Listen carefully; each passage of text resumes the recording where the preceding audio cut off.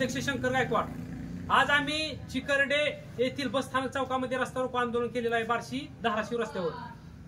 मी या ठिकाणी महोदय सरकार आणि आयुक्त सर्व शासकीय अधिकाऱ्यांना सचिवांना मंत्रालयात सांगू इच्छितो, आज आम्ही विविध मागण्यासाठी या ठिकाणी आंदोलन केलेलं आहे। त्यामध्ये बार्शी तालुक्यातील चालू जी अतिवृष्टीची आणि सततधारीची नुकसान भरपाई आहे ती सरसकट सर्व फळबागेची सर्व शेतकऱ्यांना त्या ठिकाणी मिळणं गरजेचे आहे।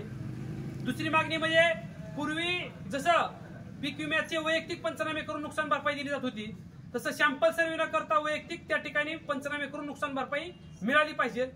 आणि अशा विविध स्वरूपाच्या मागण्या त्यामध्ये केलेल्या आहेत। तर फळबागे जर दाखवून फळबागेसुद्धा त्या ठिकाणी नुकसान भरपाई मिळाली पाहिजे।